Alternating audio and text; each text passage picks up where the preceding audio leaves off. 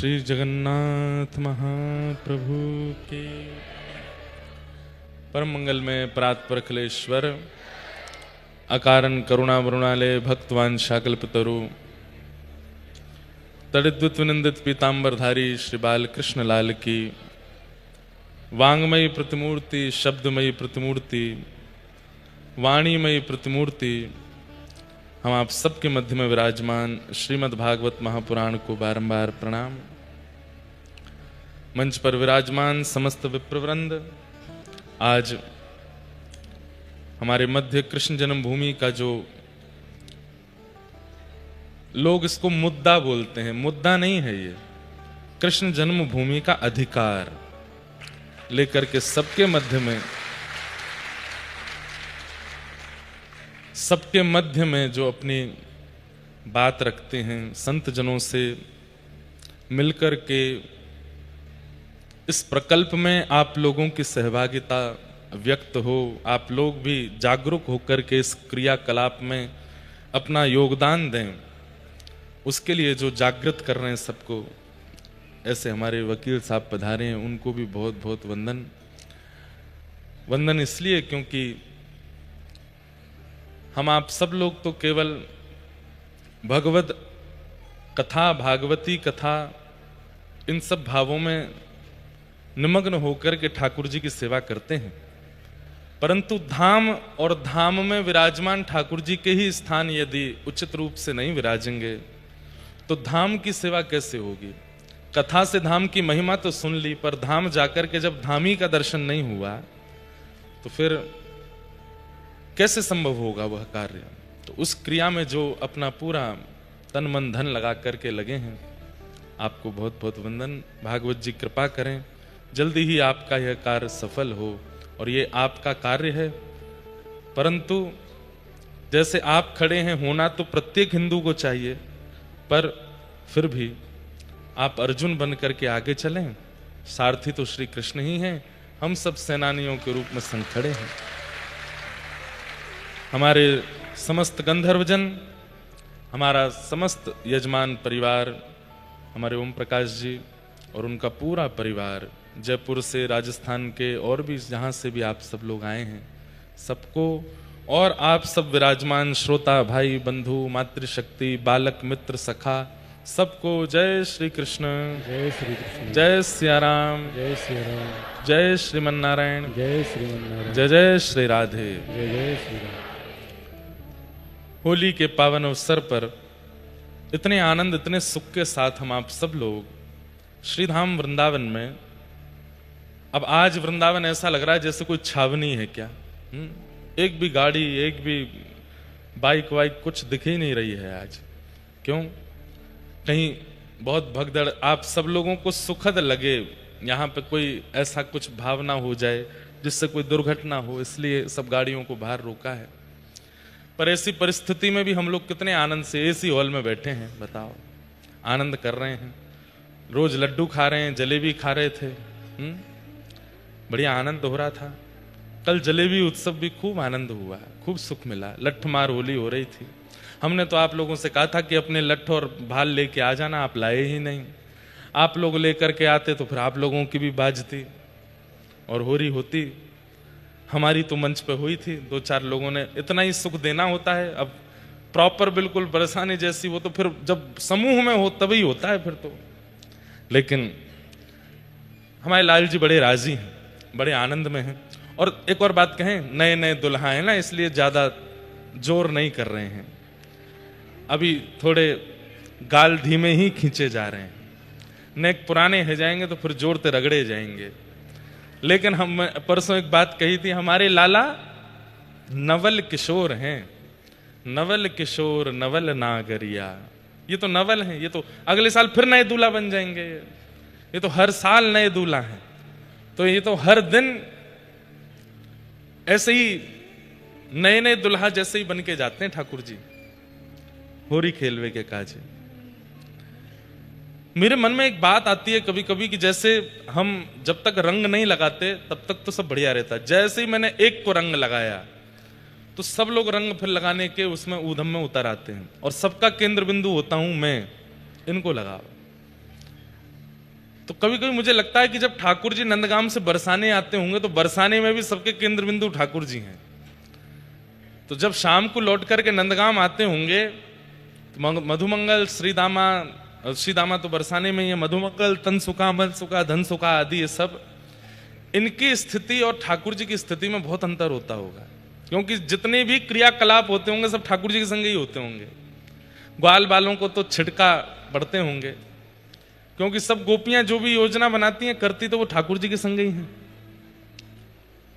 तो शाम को जब ठाकुर जी लौट के आते होंगे तो कैसा स्वरूप होता होगा ठाकुर जी का। कहां की पाग, कहां की मोर छल, कहां मोर मुकुट, सब एक कह जाते होंगे। और कई बार तो पीताम्बरी, पाग, मोर पिछ, वंशी सब किशोरी जी धल लेती हैं। लहंगा फ्रिया में भेजें ठाकुर जी को, जाओ ऐसे ही जाओ। तो ये होरी के दिन हैं। ठाकुर जी यहां सब अधिकार दे देते हैं, सारे अधिकार प्रदान कर देते हैं। जैसे तुम चाहो, जो तुम चाहो वो अर्पित कर दो, वो सब स्वीकार करते हैं ठाकुर जी। इसलिए होरी के दिन बड़े महत्वपूर्ण हैं। हमारे श्रीमद् भागवत जी में होली के व्रज का इतना वर्णन नहीं है, वर्णन है ही नहीं। बस रास पंचाध्याय में थोड़ा सा वर्णन आता है कि वो मैंने पहले दिन कहा था कि जब चंद्रमा उदित होते हैं तो जो लाल रेशमी एक रेशे जैसे आकाश में आते हैं, उनको देख के किशोरी जी के मन में आता है कि जैसे प्रियतम के आने पर ये आकाश, प्रियतम रूपी चंद्रमा आने पर ये आकाश रंग रंगित हो गया, ऐसी श्याम सुंदर आकर के भी मुझे रंग रंगित करें। बाकी इसके अलावा ब्रज में कोई विस्तृत होली का स्वरूप नहीं है। तो फिर होली का स्वरूप आता है कहां? द्वारिका लीला में। जब ठाकुर जी द्वारिका पहुंचे, अब देखिए द्वारिका लीला में होली का वर्णन है, पर होली सबसे ज्यादा मनाई कहां जाती है? ब्रज में। कारण क्या है? कई व्रज के भाव ऐसे हैं बंधुओं जिनको गोपनीय रखा गया। गोपनीय मतलब ठीक है, प्रकट किया गया उनको, पर प्रत्यक्ष उसका प्रादुर्भाव नहीं किया गया। क्यों नहीं किया गया? किसी वस्तु को प्रकट ना करने के दो कारण होते हैं। सब लोग इधर देखिए, सावधानी से सुनो। किसी भाव को, वस्तु को प्रकट ना करने के दो कारण होते हैं। पहला कारण, सामने वाले कहीं अधिकारी अनधिकारी है कि नहीं, इस बात का विचार करके प्रकट नहीं किया जाता। दूसरा, भाव को प्रकट ना करने का कारण कि वो भाव मुझे इतना प्रिय है, मेरे मन को इतना आनंदित कर देता है, मैं इतना भाव विभोर हो जाता हूं उसका चिंतन करके, ये मुझ तक ही रह आए, मैं सबको कैसे बांटूं इसको, ये मुझे सुख दे रहा है, मैं इससे इतना आनंदित हो रहा हूं, मैं सबको कैसे प्रदान करूं। तो कई कई भाव ब्रज के ऐसे हैं जहां शुक्राचार्य जी बोलना तो चाह रहे हैं, पर मन में सोचते हैं कि मैं ही इनको बोलने में इतना आनंदित हो जाता हूं, चिंतन करके इतना डूब जाता हूं, इसका वर्णन कैसे करूंगा मैं। और परीक्षित के पास 7 दिन बचे हैं बस। यदि होली का वर्णन श्री शुक्राचार्य जी करते तो हमें ऐसा लगता है कि परीक्षित की सप्ताह कथा पूरी नहीं हो पाती। इसलिए शुक्राचार्य जी ने ब्रज लीला में उसका संकेत नहीं किया। संकेत कहां किया? द्वारिका लीला में। बोले द्वारिका में होली का पर्व आया और उस पर्व के आते ही ठाकुर जी तो खेल नहीं रहे थे। क्यों? होली देखते ही, रंग देखते ही व्रज की याद आती है, तो ठाकुर जी तो केवल खड़े होकर के यदुवंशियों को मंद मंद मुस्काते निहार रहे थे। बस मंद मंद मुस्का के निहार रहे थे। बोल लाला की मैया की, मैया के लाला की, लाला मैया दोनों की जय। सावधानी से सुनो, क्या बता रहा था मैं? हाँ, तो द्वारिका लीला। तो द्वारिका में ठाकुर जी तो केवल ठाड़े हैं और ठाड़े होकर के केवल देख रहे हैं यदुवंशियों को खेलते हुए। तब रुक्मणी आदि सब सखी, सब पटरानियों के मन में आया कि चलें श्याम सुंदर के पास न एक रंग लगावें। और जैसे ही जाकर के ठाकुर जी को रंग अंकित किया तो ठाकुर जी बड़े आनंद और भाव से रंग लगवा रहे हैं। बस भैया छोड़ दो, हो जाएगा बाद में व्यवस्थित। बड़े आनंद से रंग लगवा रहे हैं, लेकिन थोड़ी देर में रुक्मणी आदि केवल रंग नहीं लगा रही हैं, थोड़ी देर में नेक नेक ठाकुर जी को छेड़न लगी, पीताम्बरी खींचन लगी, कोई ठाकुर जी के केश में रंग डालन लगी। इतने में ही तो सत्यभामा जी ने जाकर के पिचकारी भर ली और दूर से पिचकारी मारी ठाकुर जी को। ठाकुर जी थोड़ी देर तक तो सहन करते रहे, देखते रहे। थोड़ी देर बाद बोले देख लो, मान जाओ, मैं अपनी पे आ गया तो फिर नहीं संभाल पाओगे। बोले हम चाह रहे हैं आप अपनी पे आ जाओ। भागवत जी में इस लीला का वर्णन है। तो ठाकुर जी बोले मैं अपनी पे आ जाऊंगा। तो रुक्मणी जी बोली आप आ जाओ अपनी पे, हम इसीलिए तो कर रही हैं ये लीला। कभी यहां से पिचकारी। अब बाहर के लोग जैसे होली खेलते हैं, व्रज में वो होली का स्वरूप नहीं है। बहुत बहुत अच्छी होली होती है व्रज की।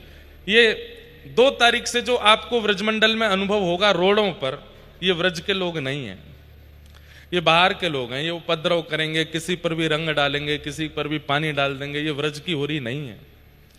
कई बार मैंने कई वीडियोस देखे, रील्स देखी, और उसमें नीचे लिख देते हैं कि भाई बरसाने में, वृंदावन में ब्रज की ये होली का रूप आपने नहीं देखा। वहां पर चलते फिरते लोगों पर रंग डालना, उनके ऊपर विशेषकर माताएं बहनों को परेशान करना, रंग डाल करके, पानी डाल के, ये व्रज के लोग नहीं हैं। ये करने वाले लोग ये सब मन चले लोग हैं। ये व्रज की होली का स्वरूप नहीं है। व्रज की होली बड़ी पवित्र होती है, बड़ी पावन होती है। अच्छा, कई लोग कहते हैं आज ये जब से ये वीडियोस वगैरह बनने लगी ना, तो बहुत कुछ अनर्थ जैसा हो रहा है। अब ब्रज में गाली का प्रचलन है, गारी गाते ही हैं। अब वहां पर गारी गबती है बरसाने नंदगाम में, अब लोग उसकी वीडियो बना बना के डालते हैं। और फिर नीचे देखो लोगों के कमेंट बरसते हैं कि देखो भगवान के नाम पर लूट रहे हैं लोगों को, खुद गाली गा रहे हैं। अरे वो गारी नियम है, गबती है।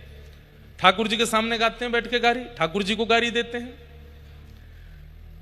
उसका रूप स्वरूप कुछ और है, पर ये जैसे जैसे दिन बढ़ते जा रहे हैं तैसे तैसे लोग उसका गलत अर्थ निकाल करके धर्म को ह्रास, धाम को ह्रास, धाम के उत्सवों को ह्रास करते जा रहे हैं। हमें बहुत कष्ट होता है। मुझे लगता है 10-15 साल में बहुत भयावह रूप ना आ जाए कि इतनी होली का भी स्वरूप कहीं लुप्त ना हो जाए।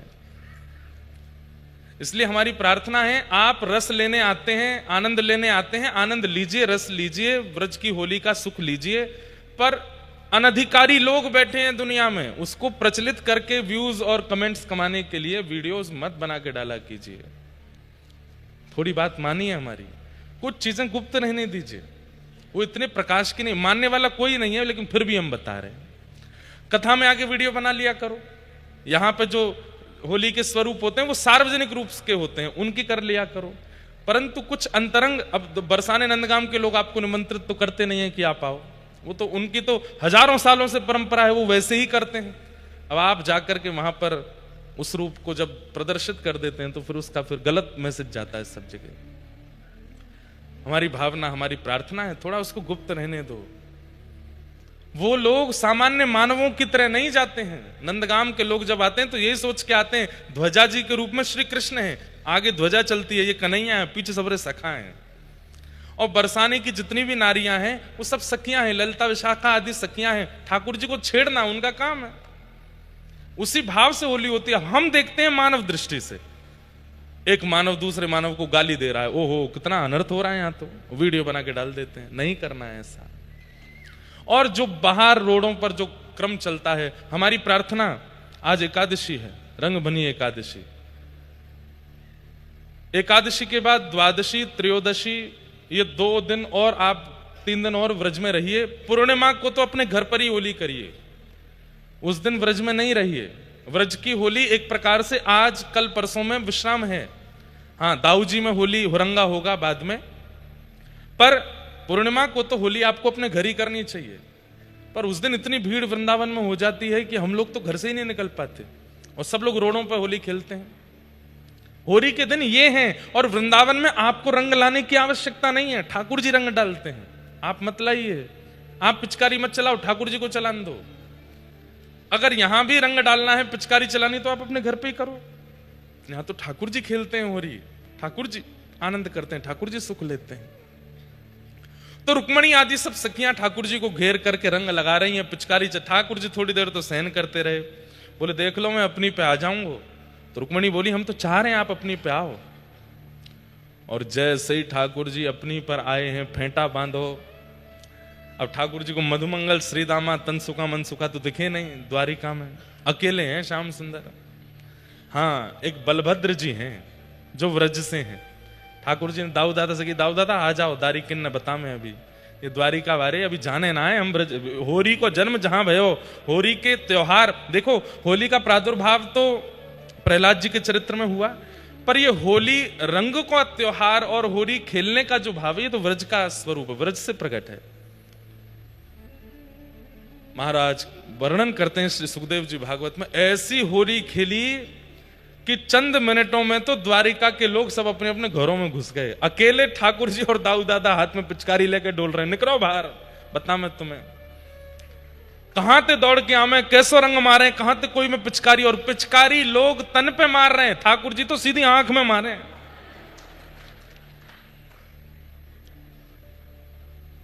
एक वो बड़ा प्रसिद्ध गाते हैं, मुझे स्मृति में नहीं, एक गोपी जाकर के उसकी आंखों में रंग पड़ गया है तो जाकर के यमुना जी से अपना आंख धोती है, धोते धोते धोते धोते घंटों निकल जाते हैं। तब दूसरी गोपी कहती है अरे रंग निकर को अब कहां धो रही है? तो वो कहे एरी मेरी वीर मैं कैसे कहूं, कहां बताऊं, कौन सुने, अबीर तो निकल गयो पर अहीर निकरो नहीं, अबीर निकल गो। अच्छा, ठाकुर जी पिचकारी से थोड़ी मार रहे हैं, पिचकारी तो यहां रे, बाकी जाके सामने ठाकुर जी खड़े हो जाए, वह ध्यान ही ना रहे कि पिचकारी मारे, वो तो आंखन ने देखते रह जाए, वो तो मुखमंडल देखते रह जाए। ठाकुर जी आंखन से ऐसे सहन चलामे कि वो भूल जाए भागनो, खड़ो हो जाए। ठाकुर जी कहें और नेक सीधो हो, और सीधो हो जाए, नेक आंख खोल, और जैसे ही आंख खोले सोई ठाकुर जी पेट में दवा में पिचकारी सीधी आंख में ही मारे। आयो मजा। तो ठाकुर जी पिचकारी तो साधन है, बाकी तो मुख से ही होली खेलें, वो तो नेत्रन से ही वशीकरण करते भाई हेली खेलें। शुकाचार्य जी वर्णन करते हैं कितने इनके कपड़ा फट गए, गहने धुल करके समुद्र में बह गए, और महाराज पूरे द्वारिका में ऐसा उधम मचायो। अब तो सब घबरा रहे हैं, क्यों? ठाकुर जी घर के द्वार खोल खोल के भीतर घुस घुस के होली खेल रहे हैं। खेलोगे होली मेरे संग? सबने हाथ पांव जोड़े।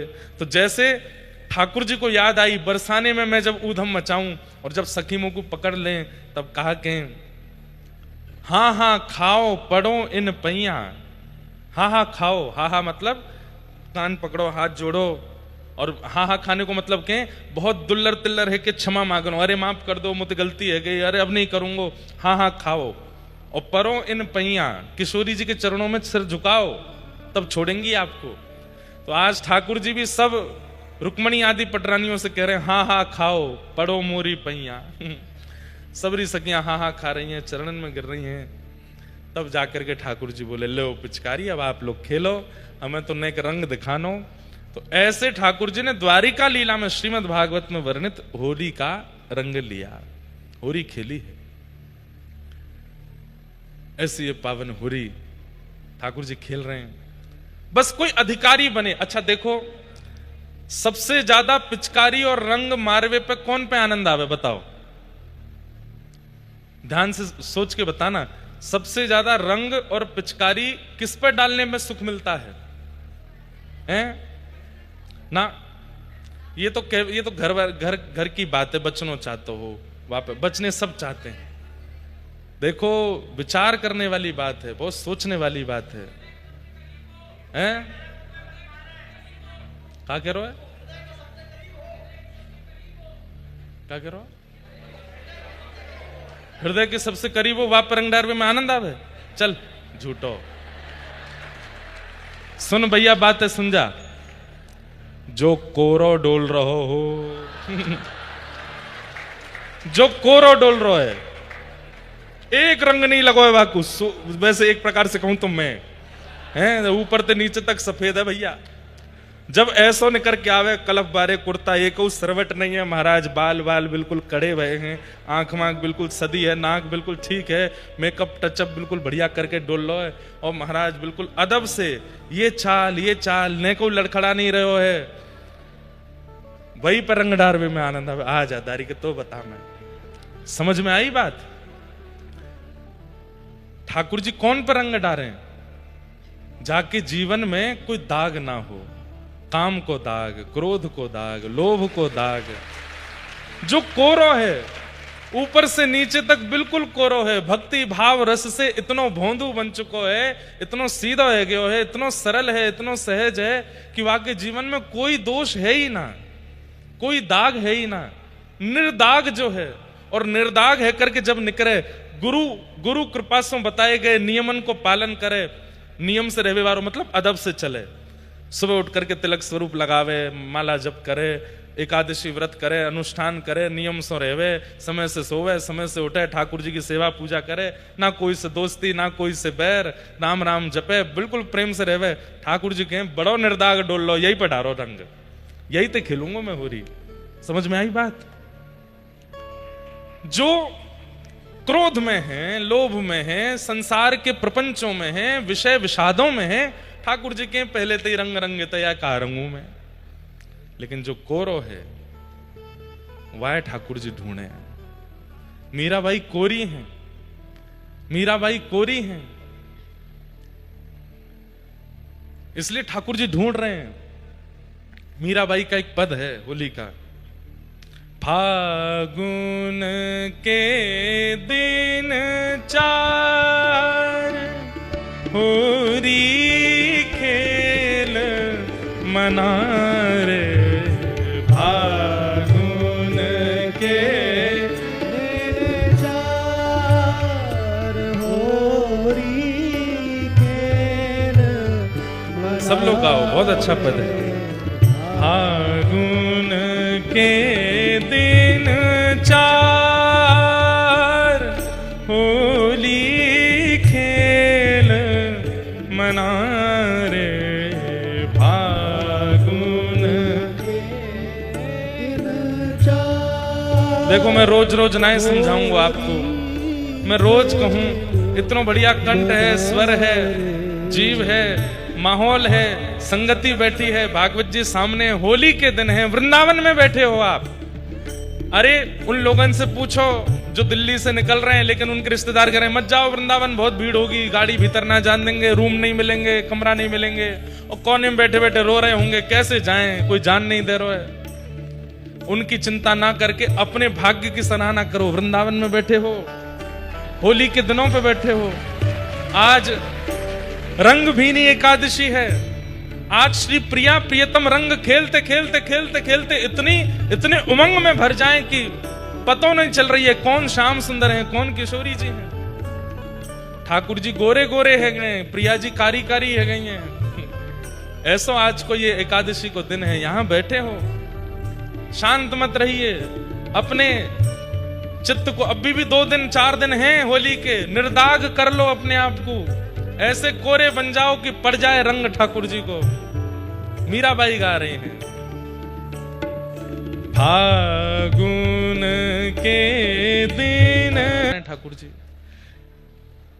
एक प्रकार से होली ही ऐसा पर्व है जहां सो कृष्ण भक्ति प्रजायते, ठाकुर जी की भक्ति प्रकट होनी होगी तो इन 40 दिनों में है जाएगी। रंग डार दें बस ठाकुर जी।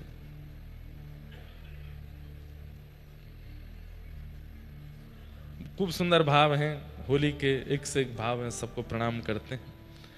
कथा में प्रवेश करते हैं। नंदस्त्वात्मज उत्पन्ने जाता ह्लादो महामना, आहूय विप्रान् वेद ज्ञान स्नातः सुचिरलंकृतः, वाचयित्वा स्वस्तेनं जात कर्मात्मजस्य वै, कारयामास विधिवत पितृदेवार्चनं तथा।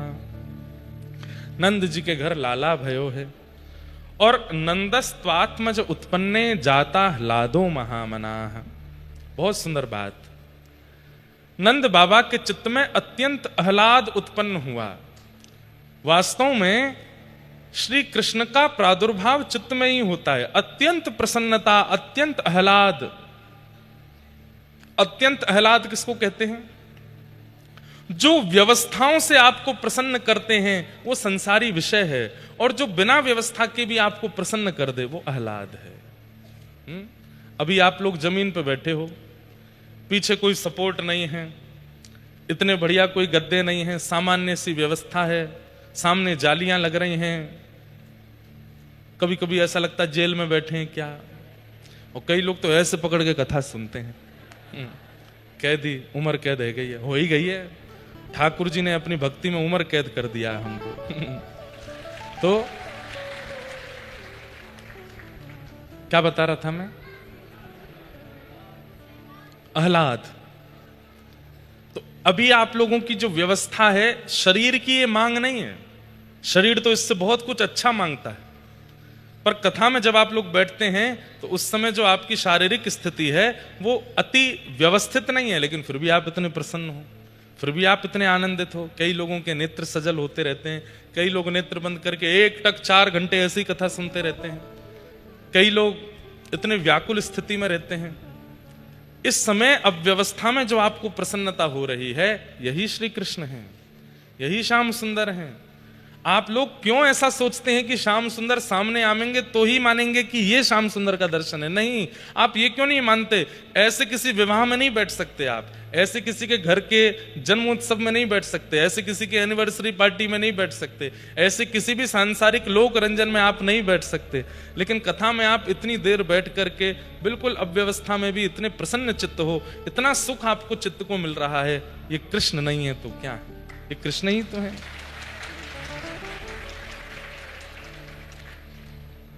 कितने लोग अपना व्यापार छोड़ के, और एक बात बोलूं, गुप्त बात, बोर्ड वाले बच्चे तो नहीं आ पाए, कई ऐसे बच्चे हैं वो बोले री एग्जाम दे लेंगे लेकिन हम तो वृंदावन जाएंगे, कथा सुन के आवेंगे, दोबारा बैक आ जाएगी, री एग्जाम दे देंगे लेकिन कथा में तो जानो है। कितने लोग ऐसे भी आए हैं।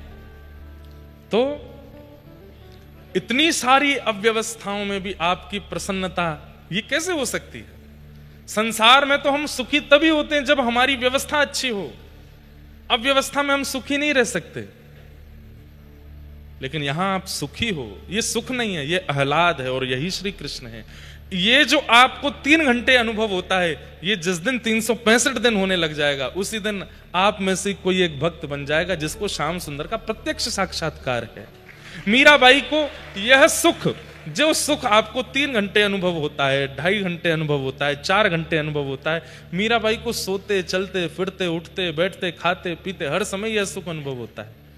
अभी कथा कान सुनते हैं, अभी कथा चित्त सुनता है। एक स्थिति हो जाएगी कि रोम रोम और प्रत्येक अंग से यही भाव प्रकट होता रहता है। हम तो 365 दिन कथा करते हैं, लेकिन हां, संसार पकड़ता है कई बार, लेकिन हर परिस्थिति में कुछ ना कुछ भगवत अनुभूति होती रहती है। लाइट चली जाए तो समझो ठाकुर जी आ गए, कछु चीज ऊपर गिर जाए तो समझो ठाकुर जी पीट रहे हैं, डांट रहे हैं, तेने कुछ अपराध किया होगा। चलते चलते गिर गए, पाम में मोच आ गई तो ठाकुर जी कह रहे हैं नेक देर आराम कर ले, बहुत डोले यहाँ आराम कर। अनुकूल मिल जाए तो कृपा, प्रतिकूल मिल जाए तो कृपा। तुकाराम जी महाराज की पत्नी उनको बहुत डांटती फटकारती थी। छत्रपति शिवाजी महाराज श्री तुकाराम जी महाराज से दीक्षा लेने के लिए गए, तो श्री तुकाराम जी महाराज से छत्रपति शिवाजी ने पूछा कि आपकी इतनी बड़ी आध्यात्मिक स्थिति का कारण क्या है? तो उन्होंने 3 नाम लिए, 2 नाम तो गुप्त थे, उनकी कृपा, इनकी कृपा, और तीसरा नाम अपनी पत्नी का लिया। तो शिवाजी महाराज बोले, पत्नी तो आपकी बड़ी प्रतिकूल है महाराज, ये तीसरा नाम मुझे पचा नहीं, वो तो दिन भर आप पे चिल्लाती रहती है, आप पे हाथ तक उठा देती है, आपको इतना खरा खोटा कहती है। बोले इसीलिए तो इतना चिल्लाती मारती पीटती खरा खोटा बोलती है, तभी तो मेरा गृहस्थ में मन नहीं लगता, उतना मन भी मेरा ठाकुर जी में ही लगता है। इसीलिए तो उसकी कृपा है, वो नहीं डांटती फटकारती तो उसमें मन लगा रहता। अच्छा है, विपरीत है तो उसके हिस्से का भी प्रेम मैं ठाकुर जी से ही करता हूं। तो फिर तुम शिवाजी महाराज बोले, आप तो संध्या होते ही घर जाते हो, पत्नी के साथ गृहस्थाश्रम का निर्वाह। बोले वो मेरा शरीर करता है, मैं मन से नहीं करता। मन से तो मैं विट्ठल को बिक चुका हूं, और उसमें बहुत बड़ी कृपा मेरी पत्नी की है। वो अगर अनुकूल होती, जैसी मैं चाहता वैसी होती, तो वो जो कुछ प्रतिशत है वो भी वो ले जाती। अच्छा है वो प्रतिकूल है, उतना भी मैं ठाकुर जी को दे देता हूं।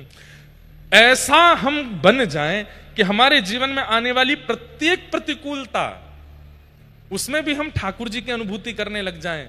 अनुकूलता हो, प्रतिकूलता हो, सांझ हो, सवेरा हो, अच्छा हो, बुरा हो, भला हो, हर स्थिति भगवत इच्छा जैसी लगने लग जाए, समझ जाइए कि बस अब आप भक्ति पथ के एक पड़ाव को पार कर चुके हैं।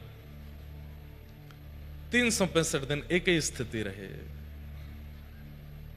बस। प्रहलाद श्री कृष्ण है। नंद बाबा के चित्त में आह्लाद हुआ है। नंदस्त्वात्मजोत्पन्ने जाताह्लादो महामना आहुय विप्रान वेद ज्ञान स्नातः सुचिरलंकृत। अत्यंत आह्लाद में आ गए। ब्राह्मणों को बुलाया, ब्राह्मणों ने आकर के स्वस्ति वाचन किया, ठाकुर जी का तिलक करके पूरे व्रजमंडल में बधाई गब रही है, सब उत्सव मना रहे हैं। रमा क्रीडन मभून नृप। हमारे पूज्य नाना जी एक भाव सुनाते थे, नंद बाबा ने इतने रत्न लुटाए, इतने रत्न लुटाए, इतने रत्न लुटाए कि लूट, पहले तो कुछ दिन ब्रजवासी लूटने लगे, लूटते लूटते फिर ये हुआ कि अब जेबों में जगह नहीं बची तो घरों में जाके रखने लगे। कहते हैं स्थिति हो गई घरों में भी जगह नहीं बची, तो अब क्या करें, जो लूटा हुआ था उसको दूसरों पर लुटाने लगे। मतलब एक की जगह अनेक नंद बाबा हो गए। हर अटारी पर एक नंद बाबा जैसा एक ब्रजवासी खड़ा है। वहां नंद बाबा नंद भवन पर लुटा रहे हैं, थोड़ी दूर पर एक अटारी पर एक दूसरा ब्रजवासी भी नंद बाबा बन के वो भी लुटा रहा है। क्यों? इतना लूट चुका है कि इतना हो गया कि वो भी लुटा रहा है। तो हमारे पूज्य नाना जी कहते, उनके व्रज के साहित्य, व्रज के भाव इतने सुंदर होते थे। इस समय अगर हमारे पूज्य नाना जी होते तो वो नंदगांव बरसाने में ही होते। 85 की उम्र तक हमारे नाना जी ने एक बार भी नंदगांव बरसाने की होली नहीं छोड़ी। दुनिया के लोग वहां लठमार देखने जाते हैं, गाली सुनने जाते हैं, जो भी करने, हमारे नाना जी समाज सुनने जाते, समाज में गाते थे बैठ के। ऊपर समाज होती थी और समाज में एक पक्ष दो पक्ष आमने सामने बैठ करके हेरी है हो कर करके गाते थे। उसमें बैठ के नाना जी हमारे उसका रस लेते और रोते रहते। नंदगांव में श्री ठाकुर जी मंदिर से बाहर निकल के विराजते हैं होली के दिनों में, और फिर उनके सामने होली खेलते खेलते फिर वो नीचे गांव में आती है और लठ मार का रूप धारण होता है। हमारे नाना जी हर वर्ष जाते थे। ठाकुर जी के सखाई थे वो, कोई ऐसे अद्भुत भाव थे उनके। तो वे कह रहे हैं, लाला ये रमा क्रीडन मभून नृपा को मतलब कहा है। मैंने कहा मतलब है नाना जी? बोले या को मतलब है कि लक्ष्मी नृत्य कर रही है ब्रजमंडल में। मैंने कहा अच्छा कैसे? अब या के पीछे भाव का है? तो हमारे नाना जी कहते, बोले लाला देख, अवतार जब ठाकुर जी लेवे ना तो अपनी दूसरी पत्नी को सुख देवे जामे। दूसरी पत्नी कौन है? भूदेवी। श्रीदेवी और भूदेवी। श्री है लक्ष्मी और भूदेवी पृथ्वी। तो ठाकुर जी सदा श्रीदेवी के पास रहे में, लेकिन जब अवतार लेके आमे तो भूदेवी पर कृपा करवे जामे। लेकिन याबार श्री कृष्ण इतने सुंदर, इतने मनोहर बन के आए कि लक्ष्मी बोली, ऐसे सुंदर श्याम सुंदर को स्पर्श या भूदेवी को मिलेगो तो वाकई चित्त में ईर्ष्या आ गई, न प्रतिस्पर्धा आ गई। मैं ऐसा कहा करूं कि ये स्पर्श भूदेवी को नहीं मिले, मुंह को ही मिल जाए। तो लक्ष्मी साक्षात नंद बाबा के तहखाने में आके बैठ गई, और जैसे ही नंद बाबा ने लुटाना शुरू किया, अब नंद बाबा तो नेक ही सोच के जाते कि इतना ही लुटाऊंगा, लेकिन लौट के आके देखते तो तिजोरी भरी पड़ी है, तो सोचते नेक और लुटाए दूं। लो फिर लौट गया तो फिर भरी पड़ी है, तो इतनो लुटायो, इतनो लुटायो, इतनो लुटायो, इतनो लुटायो कि ब्रजवासी लूटते लूटते हार गए। ब्रजवासी इनके घर भर गए, ब्रजवासी लुटाने लगे। एक स्थिति ऐसी आई कि अब लूटवे वारे नहीं बचे, सब लुटावे को खड़े हैं। जो नीचे खड़े हैं वो सब भी अपनी अटारीन पर पहुंच गए, क्योंकि उन पे भी इतने सामान है लुटावे को। तब स्थिति क्या हुई? बोले लुटाते लुटाते रत्न जवाहरात आदि आदि सब सामग्रियां व्रजमंडल की रज में मंडित हो गईं। जय हो। आज श्रीमद् भागवत के मर्मज्ञ एवं ब्रज के अनेक विद्यार्थियों के और हमारे भी गुरुदेव श्री नेत्रपाल शास्त्री गुरु जी पधारे हैं। आपको बारंबार प्रणाम, बारंबार वंदन। जय।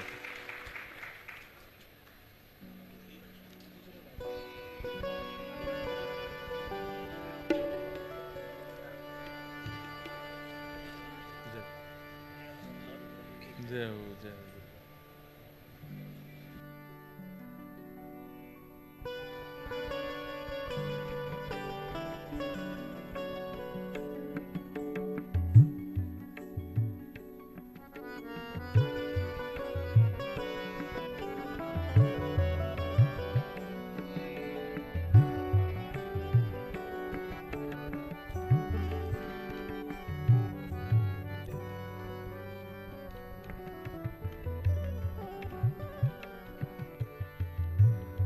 तो नंद बाबा ने इतनो लुटायो कि ब्रजवासी लुटाने लगे, लूटवे वारे लुटावी की स्थिति में आ गए। और इतनो लुटायो कि संपूर्ण ब्रजमंडल में अब लूटवे वारे नहीं बचे, सब लुटावे वारे हैं। तो कहा भयो, लुटाते लुटाते जितने रत्न जवाहरात हीरे आदि माणिक सब ब्रजमंडल में छा गए। जा भूदेवी को सुख देवे के लिए श्री ठाकुर जी आए हैं। अब भूदेवी श्रीदेवी दोनों एक साथ रह गई हैं। रमा क्रीडन मभून नृप, पूरे ब्रजमंडल की रज को, पूरे ब्रजमंडल की धरा को रमा ने भी आच्छादित कियो है, लक्ष्मी ने भी आच्छादित कियो है। ठाकुर जी को प्रादुर्भाव भयो। 6 दिना बाद एक राक्षसी आई, जाको नाम है पूतना। रूप बदल करके आई, अति सुंदर रूप धारण करके आई। सब वाक्य रूप को देखवे के काजे मोहित है गए। कोई वाक्य नेत्र देख रो, कोई चाल देख रो, कोई वाक्य वस्त्र देख रो है, कोई वाक्य मुस्कान देख रो, कोई वाक्य बोली सुन रो है। ऐसी सुंदरी पूतना कि सब वाक्य रूप में मोहित है गए। पूतना को अर्थ कहा है, भक्ति में आने वाली सबसे पहली बाधा। भक्ति में आने वाली सबसे पहली बाधा क्या है? किसी व्यक्ति के स्वभाव को बिना जाने उसके प्रभाव पर आकर्षित होना। ये भक्त इतनी जल्दी प्रभाव से आकर्षित नहीं होते। सब लोग सावधानी से सुनिए, इधर देखो। भक्त का एक स्वभाव होता है, भैया नाम जप करते हो, तिलक स्वरूप लगाते हो, कथाएं सुनते हो, तो आपके अंदर उसके कुछ लक्षण आने चाहिए। और उसमें एक लक्षण यह भी है कि नित्य कथा सुनने वाला व्यक्ति प्रभाव से प्रभावित नहीं होता। कोई बहुत प्रभावशाली उसके सामने प्रभाव दिखाने लग जाए तो वो उससे आकर्षित नहीं होता। भक्त तो स्वभाव से आकर्षित होता है। कई बार हमसे भी कथा कराने वाले लोग आते हैं तो हमको बहुत प्रभाव दिखा देते हैं। हम इतना बड़ा पंडाल बनाएंगे, इतना प्रचार करेंगे, ये करेंगे, वो करेंगे, आपको ये वाली गाड़ी दे देंगे, ये इतने पैसा दक्षिणा दे देंगे, ये कर देंगे। हम सीधे पूछते हैं बदले में क्या, ये बताओ। बदले में महाराज जी हमारा प्रचार कर देना, थोड़ा चुनाव आ रहे हैं। प्रभाव दिखा करके कोई आप किसी के प्रभाव पर आकर्षित यदि हो रहे हो तो आप कहीं ना कहीं भजन नहीं करते हो, आप कथा नहीं सुनते हो, इसलिए आप प्रभाव पर प्रभावित हो रहे हो। आज से 4-5 वर्ष पहले वो कथा भी हुई है यमुना जी के तट पर। जमुना दास की कुटिया में यजमान भी बैठे हैं उस कथा के, मधुसूदन अग्रवाल जी। और महाराज सवेरे 3:30 बजे से कथा हो रही है। कथा सुनवे कौन आ रहे हैं? 5 लोग हैं, 3 गैया हैं, 2 कुत्ता हैं, और कम से कम 50 मक्खी हैं, और 150 मच्छर हैं, और एक और आए, 2 छपकली और थी। वह कुटिया में मुझे आज भी याद है, छप्पर बिल्कुल वैसी कुटिया, और कोविड का टाइम, बाहर निकलना अलाउ नहीं था, तो हम रात में ही कथा कर देते थे 3 से 6, 7। तो 2 दिना तो बढ़िया चलो, तीसरे दिना हमारे पंडित जी 2 पाठ कर रहे थे, तो उनके पीछे से भूसा में से एक, वो झाड़ में से एक छपकली निकल आई। अब कथा तो मैं भूल गया हूँ, भैया देखूं, तो मैंने इशारों किया, मैंने कि आए भगवाओ, कथा नहीं होगी। तो वो हंसने लगे। मैंने हंस क्यों रहे हो? बोले महाराज जी एक भाग जाएगी, यहाँ तो 150 हैं। मैंने कि यार 150 छिपकली यहाँ पे? तो बोले तो और कहा, जमुना जी को तट है, सामान्य सी कुटिया है। तो फिर वहां 2 दिखी, इसलिए 2 श्रोता बता रहा हूं मैं। उन श्रोताओं के बीच में भी कथा हुई। वो बिल्कुल प्रभावशाली कथा नहीं थी, स्वभावशाली कथा थी। और अब तो हम चाह के नहीं कर पा रहे हैं, लेकिन मैं करूंगा, मैं मानूंगा नहीं। एक तो वैसी कथा मुझे करनी है फिर से, जहां माइक नहीं होता, लाइट नहीं होती, आकाश के नीचे बैठते हैं, प्रेम से बिल्कुल सुंदर चर्चा होती है, कुछ लोग बैठ करके सुनते हैं, इतना सुख मिलता है उसमें, उसका एक आनंद अलग है। प्रभाव से आकर्षित होना, ये एक प्रकार से पूतना का आपके भक्ति रूपी नंद ग्राम में आगमन है। आपके हृदय रूपी भक्ति के गोकुल में पूतना का आगमन, किसी के प्रभाव से अगर आप आकर्षित हो रहे हो तो, चाहे जितने प्रभाव डाल दे व्यक्ति, आप स्वभाव ही देखते हो। सब लोग इधर देखो, ध्यान से सुनो। कुछ ब्रजवासी पूतना पर मोहित होते चले गए, उसके रूप लटके झटके देखने लगे। पूतना ने जाकर के जैसे ही भीतर प्रवेश किया, यशोदा मैया ने देखा अति सुंदर है।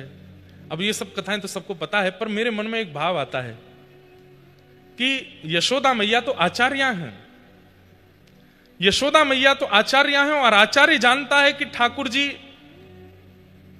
किसको पधराने चाहिए किसको नहीं पधराने चाहिए, तो फिर पूतना की गोद में ठाकुर जी कैसे दे दिए। तो फिर मन में भाव आता है आचार्य हैं, पर आचार्य यह भी तो करता है किसको देने चाहिए किसको नहीं देने चाहिए, यह भाव आचार्य का होता है। पर आचार्य का एक स्वभाव और होता है क्या, कि अगर कोई अयोग्य है और वो सन्मुख आकर के बैठ गया है तो आचार्य उस पर कृपा करके फिर उसको भी ठाकुर जी का बनाते हैं, तभी तो वो आचार्य हैं।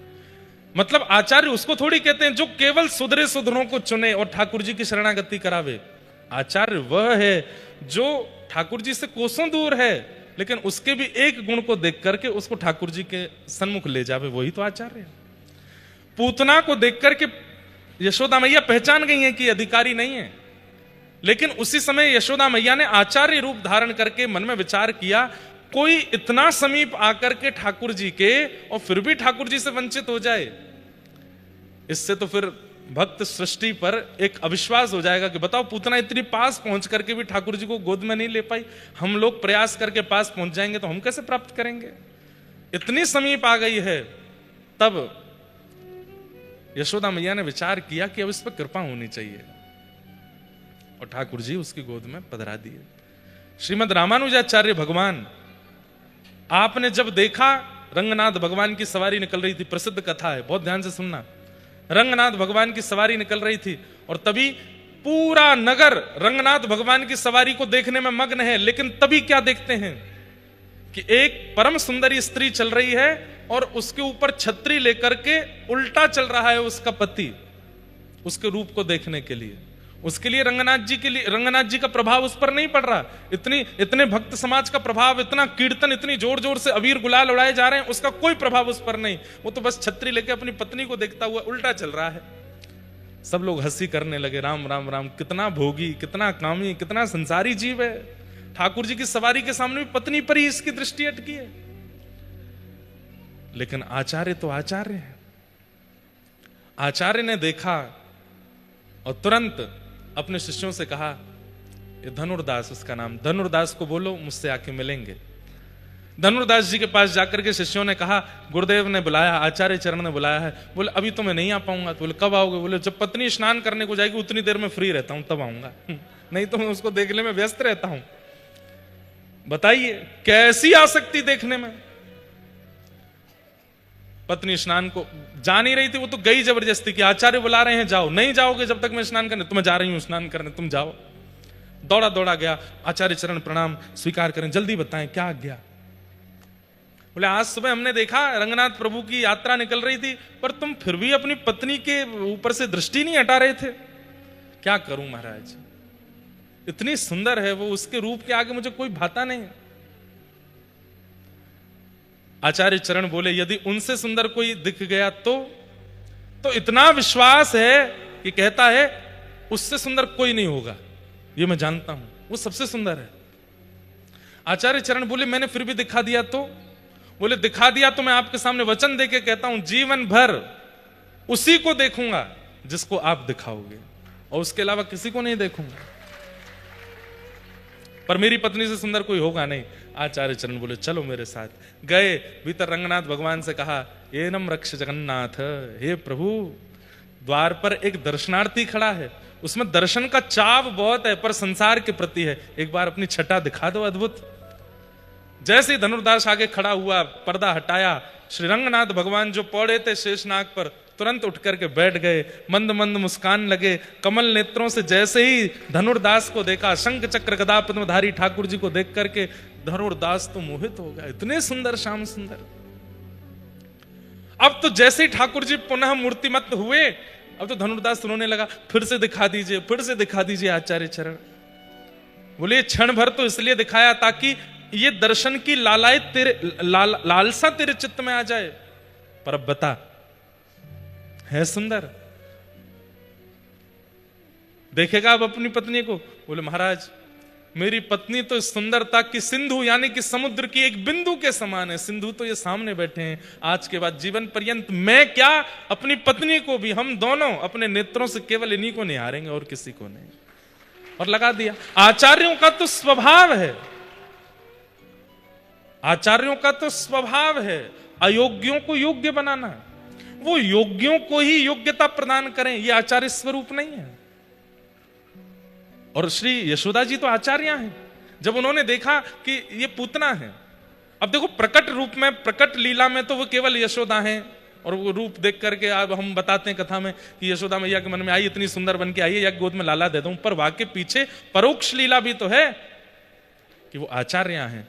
और आचार्य अयोग्य को भी योग्यता देती है। तुरंत ठाकुर जी उसके गोद में दे दिए। भगवान ने पूतना को नहीं देखा, क्यों? अपने वास्तविक रूप में नहीं आई है, रूप बदल करके आई है। रूप मत बदलिए, जैसे हो वैसे ठाकुर जी के आगे प्रस्तुत हो जाया करो, जैसे हो वैसे ही ठाकुर जी के सन्मुख आ जाया करो। भगवान ने मुख नहीं देखा, जैसे पयोधर मुख में पधराया पूतना ने, आहा, तस्मिन् स्तनं दुर्जरवीर्यमुल्वणं घोराङ्कमादाय शिशोर्ददावथ गाढं कराभ्यां भगवान् प्रपीड्यत प्राणैः समं रोषसमन्वितोऽपिवत्। जैसे ही पूतना ने अपना पयोदर भगवान के मुख में दिया, ठाकुर जी ने पहले उसके विष को पिया, उसके दुग्ध को पिया, रस तत्वों को पिया, पुण्यों को पिया, पापों को पिया, और अंत में प्राण समम रोष समन्वितो पिबत। जैसे ही प्राण पीने प्रारंभ किए, पूतना का तो रूप, जो स्वरूप था, वो विकराल होने लगा, विचित्र होने लगी, विकराल रूप धारण कर लिया, राक्षसी रूप में प्रकट हो गई पूतना। और जब राक्षसी रूप में आई तब ठाकुर जी ने अपनी दोनों भुजा हटाई, बोला हाँ अब बढ़िया लग रही है, जैसी है वैसी दिख रही है। अब कम से कम रूप तो ना बदलो तेने। हमारा यहां पर भाव या फिर आचार्यों का भी भाव श्रृंगार से नहीं है। ठाकुर जी को श्रृंगार प्रिय नहीं है ऐसी बात नहीं, यहां पर स्वभाव की बात है। जो लोग होते तो पाखंडी हैं, होते तो आडंबरी हैं, होते तो दुष्ट प्रवृत्ति के हैं, होते तो काम क्रोध स्थिति में हैं, लेकिन दिखाते ऐसे हैं कि उनसे ज्यादा सज्जन कोई नहीं है। ऐसे लोग पूतना है ठाकुर जी के लिए। सब लोग इधर देखिए, वार्ता नहीं करिए, अलम विषय वार्ताया, कथा में कोई वार्ता नहीं। और देखो जो बाहर अब लोग खड़े हैं, जगह नहीं है अंदर, और बीच बीच में आ रहे हैं, तो अब लॉक कर दो, उठ के नहीं जामे कोई भी। बीच में कई लोग आते हैं, थोड़ी बहुत देर सुन के फिर चले जाते हैं, सबको डिस्टर्ब होता है। और अब अगर हो सके तो बाहर ही बैठवा दो, भीतर जगह कम है। क्या निवेदन कर रहा था मैं, क्या बता रहा था? हैं?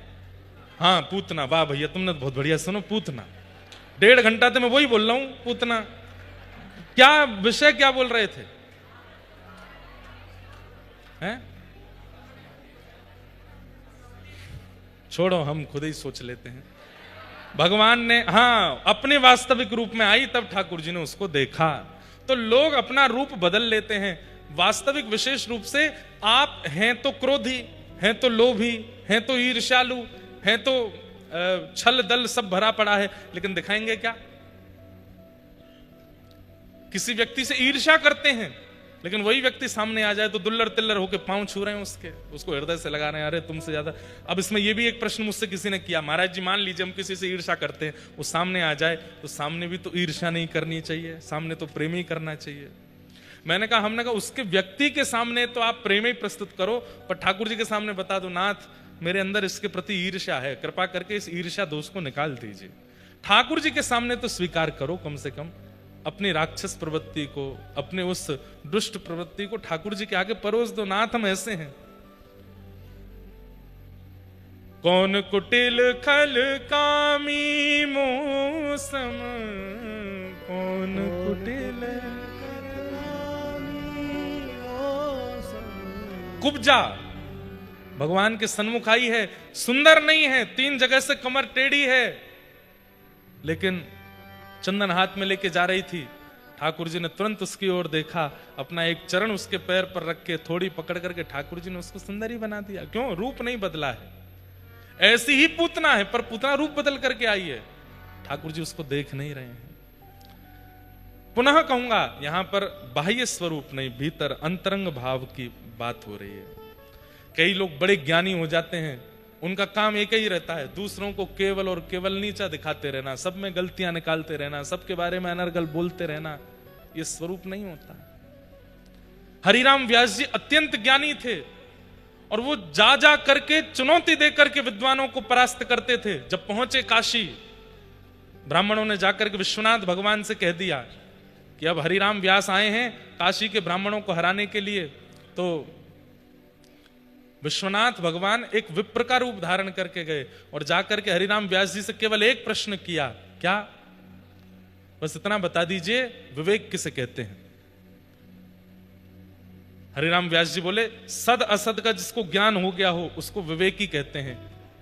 ये प्रश्न क्यों पूछ रहे हो? बोले इसलिए पूछ रहे हैं कि तुमको विवेक हो गया। हरिराम व्यास जी से बोले। व्यास जी क्रोध में तिलमिला गए, कौन हो तुम, ऐसे कैसे बोल सकते हो?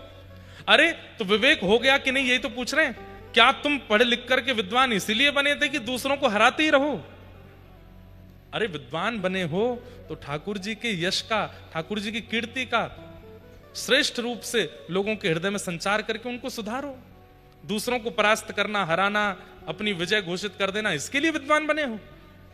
हरिराम व्यास जी तो थोड़े घबरा से गए, बोले तुम सामान्य ब्राह्मण नहीं हो, कौन हो, अपना रूप दिखाओ। तुरंत महादेव प्रकट हो गए और प्रकट होकर के कहा, अरे विशाखा।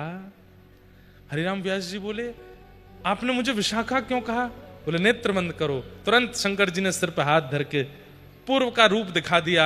यही विशाखा सखी हैं जो कलिकाल में हरिराम व्यास के रूप में प्रकट हुए हैं। विशाखा, तुम हरिराम व्यास जी के रूप में आई हो, विद्वान बनकर के इसलिए आई हो ताकि व्रज का प्रचार करो, व्रज का रस के उत्थान करो। जाओ व्रजमंडल, ये लोगों को हराना, दोष निकालना, उनको परास्त करना, इसके लिए विद्वान नहीं बने हो तुम व्रज का प्रकाश करने के लिए विद्वान बने हो। पहुंच जाओ वृंदावन। हरिराम व्यास जी वृंदावन आए।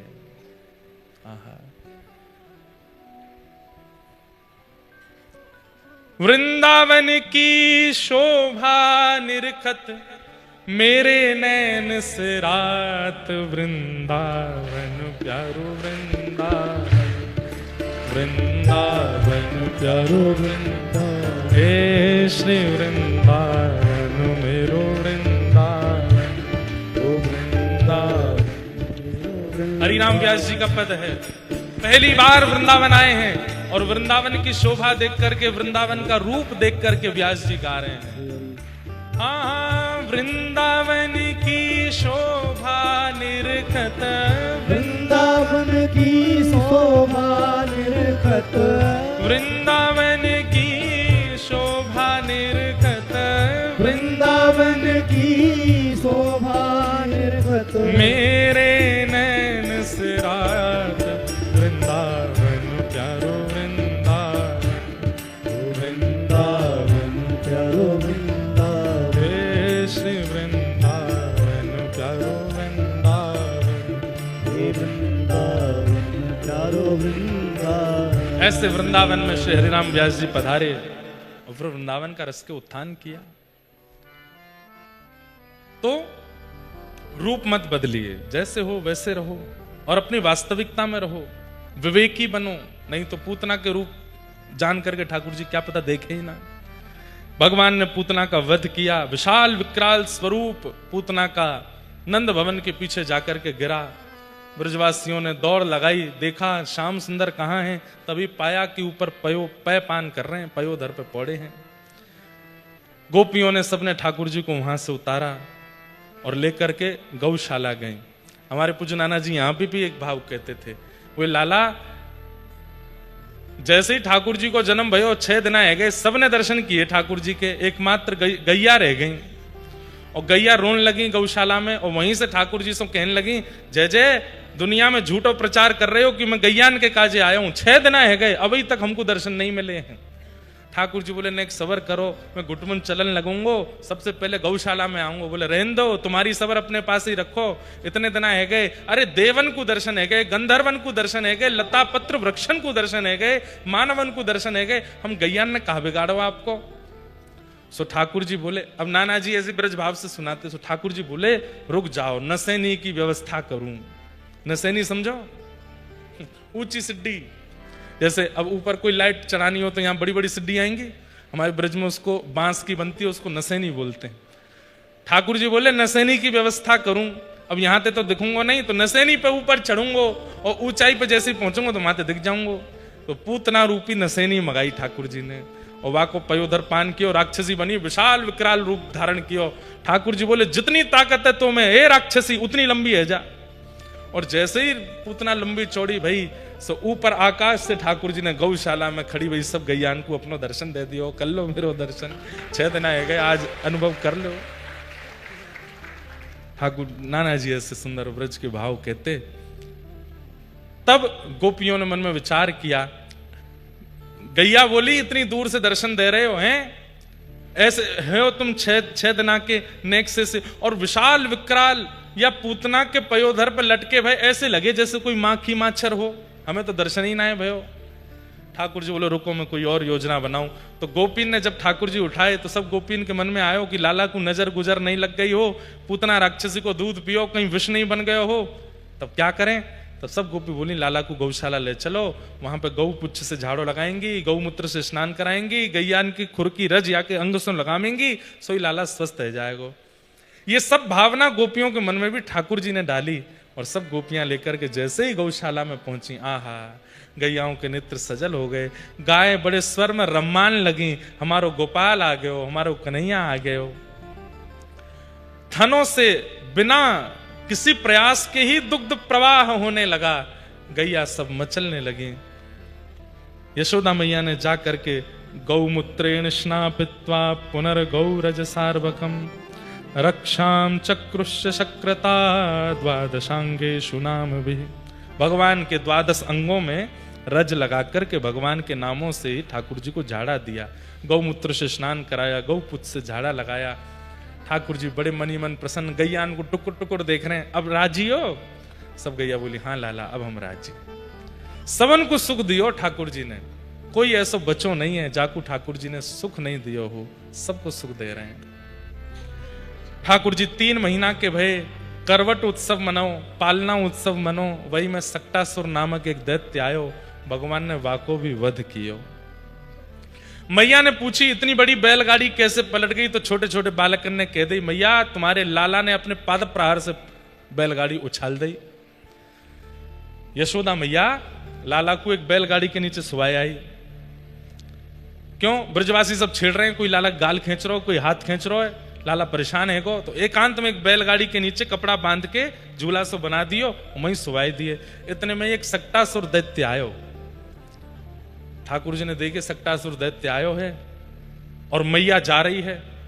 अच्छा एक बात आप लोग ध्यान रखना बंधुओं, भगवान की हर लीला में चाहे दैत्य वध कर रहे हो चाहे राक्षस वध कर रहे हो, उस लीला में प्रधान वो दैत्य वध नहीं है, उस लीला में प्रधानता किसी भक्त के ऊपर कृपा है। जैसे पूतना मर्दन लीला में एक सहज भाव से कह दिया कि गैयाओं को दर्शन देने थे, और ऐसे असंख्य कई ब्रजवासी थे 6 दिन में जिनको दर्शन नहीं हुए, उनको भी ठाकुर जी ने एक साथ दर्शन दे दिया। तो प्रधानता वहां पर भक्तों को दर्शन देना है, पूतना को मारना नहीं। यहां पर भी सक्टासुर का वध प्रधानता नहीं है, तो प्रधानता क्या है?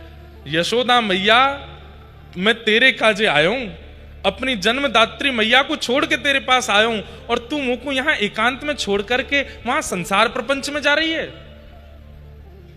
मेरो सेवक मेरो सेवाधिकारी मोसों दूर नहीं जाए, या को पूर्ण प्रयास ठाकुर जी करें। सो ठाकुर जी ने कहा ऐसा कहा करूं कि मैया लौट के आ जाए। तभी ठाकुर जी ने देखो एक सक्टासुर नामक दैत्य आयो, सो ही ठाकुर जी ने अपना एक पैर उठायो, उठा करके बैलगाड़ी में मारो, बैलगाड़ी 2 बार आकाश में गई, नीचे गिरी, सक्टासुर को वध भयो, और आवाज सुनकर के यशोदा मैया घूम गई। बुलानो तो ठाकुर जी यशोदा मैया, सक्टासुर तो ऐसी मर गो। ठाकुर जी भक्तों के लिए सब लीला कर रहे हैं, दैत्यों के लिए कोई प्रयास, तो ये तो प्रयास से मर जाते हैं बेचारे। आह, मैया दौड़ी दौड़ी आई, और ये बैलगाड़ी कैसे गिर गई, अभी तो यहीं थाड़ी, अभी तो सब ऐसे ही खड़ी, ये बैलगाड़ी कैसे पलट गई। वहां और तो कोई था नहीं, कुछ बालक खेल रहे थे। कुछ बालकों ने आगे कही, मैया ये तेरो नेक्सो सो लाला है ना, जाने मैया अपनो गद मदरा सो पाम उठायो और इतनो लंबो कियो तक के मारो, सोई बैलगाड़ी 2 बार आकाश में घूम के गिर गई मैया, हमारे सामने आने ऐसो कियो। गोद में लेकर के यशोदा मैया लाला को, बालक की बात सुन रही है। मैया बोली इतकुआ, बालक जैसे पास गयो, मैया ने एक रेंपटो दियो। झूठ बोले हैं, मेरो नेक्सो से लाला पहली बार करवट ले याने, और याने पाम ते बैलगाड़ी उछाल दी। अरे मैया तेरी सौगंध खा के कह रहा हूं, मैंने देखी अपने आंखन ते, मेरी सौगंध और खा रहा हूं, यहां पे पकड़ के एक और दियो वहां में। अप्रेमयम बलम तस्य बालकस्य नते विदुः। ठाकुर जी की इन मधुर लीला में यशोदा मैया इतनी प्रेमी बन गई हैं, इतनी प्रेमी बन गई हैं लाला की, कि अगर कोई भगवान के भगवत तत्व को प्रकट कर भी देता है तो यशोदा मैया स्वीकार नहीं करती। और प्रेम का यह स्वभाव है, प्रेम में प्रभाव स्वीकार नहीं होता। जहां पर प्रभाव देख करके प्रेम किया गया है वो असली प्रेम है ही नहीं।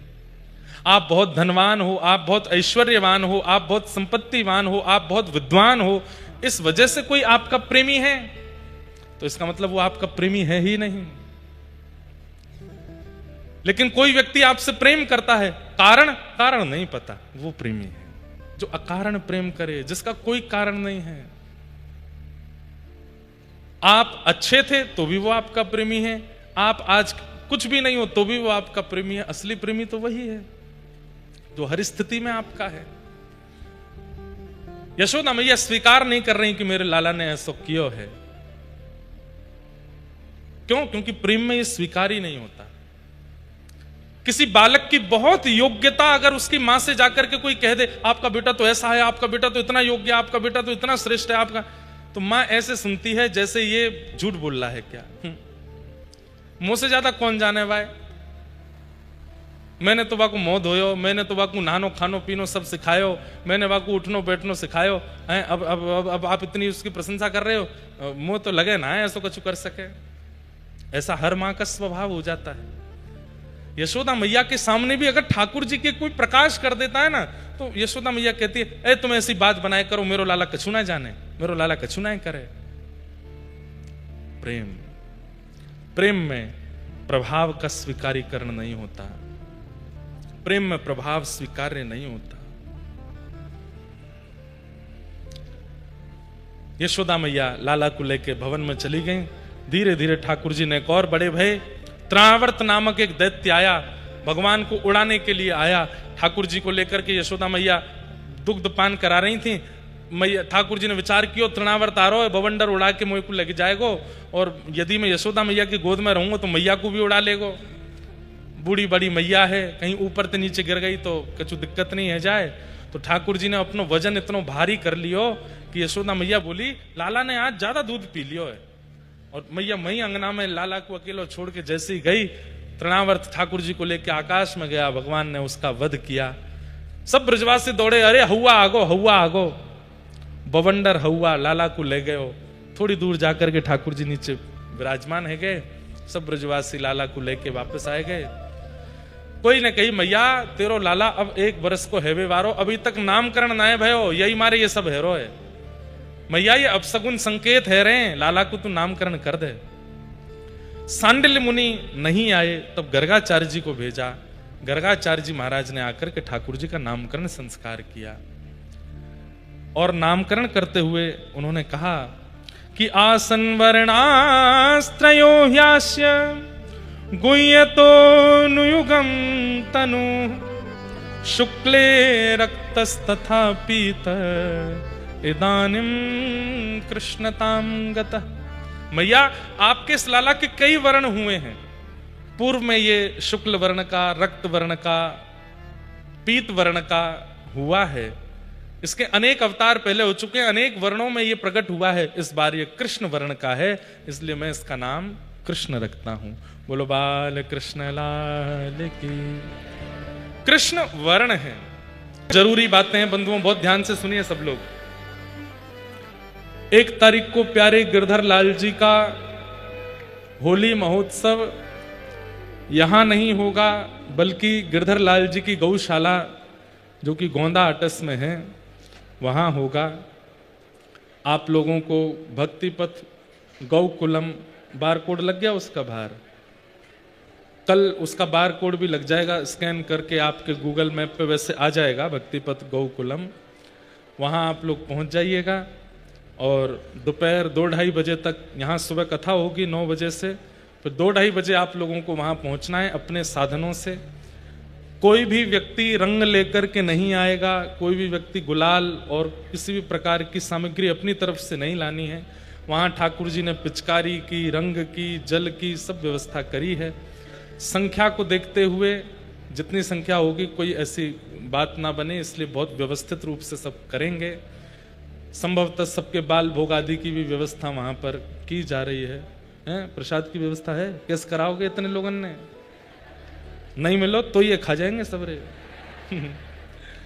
तो सबकी प्रसाद की भी व्यवस्था है और हमें प्रयास ये करना है कि इस समय तक, यानी कि दिन डूबे उससे पहले आप सब लोग वहां से निकलें, क्योंकि एकांत है, इसलिए सबकी हमको जिम्मेवारी लगती है अपने ऊपर।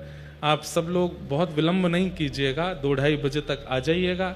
3 बजे से और 5 बजे तक 2 घंटे 2.5 घंटे ठाकुर जी का रंग महोत्सव, नौका विहार और होली खेलन, और उसके बाद अंत में ठाकुर जी का डोल। ये 3-4 क्रम वहां पर होंगे। सब लोग बड़े प्रेम और भाव से आ जाइएगा। और एक घोषणा और कर देते हैं, कर दें। हमने किसी से बात किए बिना ये घोषणा करने, हो सकता है हम में बाद में डांट भी पड़े, लेकिन हम कर देते हैं। अगले वर्ष होली महोत्सव पर लाल जी, प्यारे गिरधर लाल जी 84 कोस यात्रा करेंगे। और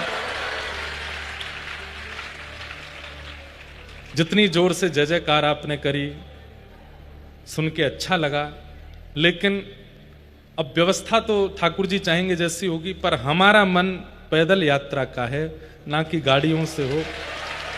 और पैदल यात्रा में लगभग 26 से 30 दिन की यात्रा होगी अगले वर्ष। और वो ऐसा रहेगा कि होली के, जैसे ये आज एकादशी है, एकादशी वाले दिन ही हम लोग यात्रा का विश्राम करें। और अब इसमें एक चीज जो बहुत बड़ा टास्क होने वाला है वो ये कि बच्चों के एग्जाम रहते हैं इन्हीं दिनों में, बच्चों के पेपर रहते हैं, तो कई लोग तो इसलिए भी नहीं रह पाएंगे। टेंट हाउस चला करेंगे, 3-3 टेंट हाउस साथ में चलेंगे। अगले पड़ाव पर टेंट हाउस लगा है, वहां पहुंच करके टेंटों में ही सब लोग रहेंगे। रात्रि को वृक्षों के नीचे वहीं किसी वन में सबकी प्रसादी, थोड़ी देर का बढ़िया प्रवचन हुआ करेगा। भारतवर्ष के संतों को निमंत्रित करेंगे, हर दिन एक कोई संत वहां पहुंचा करेंगे, भारत के, व्रज के। ऐसे यात्रा करने का विचार है। योजना तो बहुत दिन से बन रही है, पर हम मंच से बोल देते हैं तो ही हो पाता है। अब बोल दिया है तो अब होगा। कथाएं दे रखी हैं कईयों को, सबकी आगे पीछे करेंगे। कथाएं हैं अगले वर्ष भी इन तिथियों में, लेकिन अब उनसे हाथ जोड़ देंगे और उनसे कहेंगे जो सहयोग आप कथा में कर रहे हो वो यात्रा में ही कर देना। और एक बार हमने भी अभी तक 84 कोस यात्रा नहीं करी व्रज में रहते हुए भी, तो हम भी पहली बार ही करेंगे। और पहली बार करेंगे तो गाड़ी से नहीं, पैदल ही करेंगे। पद यात्रा रहेगी और बढ़िया ऊंची धोती पहन के सबरे ग्वाल मंडली और माताएं बहनें बढ़िया बिल्कुल ग्वारिन बन करके डोले करेंगे। कम से कम 18 किलोमीटर, ज़्यादा से ज़्यादा 21-22 किलोमीटर प्रतिदिन चलना पड़ेगा। और उतना चलना है नाचते गाते, उत्सव आनंद मनाते। अच्छा, पद यात्रा जो होती है उसमें विशेष रूप से परिक्रमा ही चलती है, और परिक्रमा के भाव से ही होती है, ज्यादा मंदिरों के दर्शन नहीं करते हैं। तो जैसे कई पड़ाव उसमें अंदर ही आ जाएंगे, तो परिक्रमा के भीतर ही नंदगांव, बरसाना भी आ जाते हैं। तो बस हम परिक्रमा मात्र करते चलेंगे और परिक्रमा में ही रात्रि में रोज थोड़ी देर का प्रवचन सत्संग हुआ करेगा। असहज, बिल्कुल बहुत व्यवस्था मंच बना के नहीं, बिल्कुल सामान्य रूप से, जैसे जहां बैठ गए वहीं माइक लगाए, थोड़ी देर कुछ गा लिए, कुछ आनंद कर लिए। और सुबह लाल जी का श्रृंगार आरती होए करेगी 8 बजे। बाल भोग लेकर के 9 बजे यात्रा फिर प्रारंभ, और शाम 5 बजे तक यात्रा चला करेगी। ठंडी के दिन रहेंगे तो धूप कष्टदायी नहीं होगी, आनंद लगेगा, आनंद से होगी। तो सब लोग उसकी भी व्यवस्थाएं देख लीजिएगा। दूसरा, अगले महीने यानी कि मार्च में गुरु शिष्य मिलन महोत्सव है। जितने भी वैष्णवों ने गुरु दीक्षा ली है मिल नहीं पाते हैं सबसे, इसलिए 3 दिन का एक गुरु मिलन महोत्सव किया है, गुरु शिष्य मिलन महोत्सव। और ये 3 दिन का महोत्सव श्री गोविंद देव जी की नगरी जयपुर में होगा। इस उत्सव में सबको आने की अनुमति नहीं है, केवल रामानुज दास और रामानुज दासी ही वहां आएंगे। उसमें हमारी परंपरा के विषय में चर्चा, श्री रामानुजाचार्य जी का चरित्र, हमारे आलवारों का चरित्र, हमारी परंपरा की जितनी भी गाथाएं हैं और परंपरा के अनुसार कौन कौन से उत्सवों में कैसे कैसे क्रम करने चाहिए, उन सब पर चर्चा होगी। तिलक स्वरूप कैसे धारण करना है, किन किन नियमों का गृहस्थ और सहज रूप से पालन हो सकता है, उन सब पर चर्चा होगी। और प्रत्येक शिष्य से 2-2 मिनट मिलने का एक क्रम रखा है कि सब आएंगे, 2 मिनट का समय सबको देंगे, क्योंकि कथा तो सार्वजनिक रूप से हम कह देते हैं, पर शिष्य बनाया है तो इसका मतलब शरणागति आचार्य परंपरा की दी है, तो आचार्यों ने जिम्मेवारी दी है तो उसको निभाना भी है। आपके कोई कष्ट है, कोई अड़चन है भगवत भाव में, तो उन सब की चर्चाएं भी चलेंगी। तो ये 3 दिन का सत्र होगा। संभवतः 12, 13, 14 मार्च को ये सत्र रहेगा। और इसकी विशेष मतलब स्थान कौन सा है, कैसे क्या है, वो सब हम आपको और 1-2 दिन में बता देंगे। पर ये याद रहे कि इसमें केवल शिष्यगण ही, देखो साल भर हम कथा सबके लिए करते हैं, पर साल में ये 3 दिन और गुरु पूर्णिमा के दिन ये केवल शरणागतों के लिए हैं, उनके साथ चर्चा करने के लिए है। तो उसमें केवल वही आ सकते हैं। जहां कहीं से भी, दिल्ली, बंबई, कलकत्ता, बाहर से भी जो शिष्यगण सुन रहे हैं, अगर आ सकते हैं तो जयपुर की टिकट कटा लीजिए। गोविंद देव जी की नगरी में 3 दिन का ये सत्र रहेगा। कहाँ रहेगा वो आपको जानकारी मिल जाएगी। भावना पूर्ण होगी। 3 दिन होली के बाद और 3 दिन दिवाली के बाद हर वर्ष शिष्यों के संग गुरु शिष्य मिलन महोत्सव हुआ करेगा, हर वर्ष। ये 6 दिन का सत्र हर वर्ष होगा। उसी बीच में दीक्षा का क्रम भी होगा। तो जिनकी दीक्षा की अभिलाषा है उनका क्रम भी बनेगा, वो सब भी जानकारी आपको मिल जाएगी। कैसे सत्र रहेगा उसकी पूरी जानकारी हम देंगे। अब लाला को नामकरण है गयो, अब लाला ऊधमी बन गए हैं। श्रृंगग्निडम शशि जल द्विजकंटकेभ्य क्रीडा परावति चलौ स्वसतो निषिद्धुम ग्रह्याणि कर्तुमपि यत्र न तज्जनन्यो शोकात आपतुर्लंबन शोनवस्थाम। ठाकुर जी खूब क्रीड़ा करते हैं, आनंद करते हैं। उन सब लीलाओं का वर्णन, ठाकुर जी का गोकुल से वृंदावन गमन हुआ। बस अब यहां तक का सत्र आज सुनेंगे। आगे की चर्चा व्रज लीला का विस्तार, कल थोड़ा वेणु गीत और व्रज के कुछ भावों पर प्रकाश डालते हुए गोवर्धन पूजन तक कल चलेंगे। आज कुंज की होली का मनोरथ यहां होने वाला है। अब व्यासपीठ विराजेंगी, ठाकुर जी विराजमान होंगे यहाँ पर और कुंज की होली होगी। और कल होली को ब्याह, कल सखियों ने मिलकर के ठाकुर जी को होली में कैसे ब्याह कियो है, वाको मनोरथ यहाँ होएगो। तो अभी कुंज की होली ठाकुर जी की होगी। सब लोग अपने स्थान पर विराजे रहेंगे, पर्दा आएगा। हाँ, और ठाकुर जी के 56 भोग का दर्शन भी वही में है जाएगा। सब लोग आप अपने स्थान पर विराजमान रहेंगे।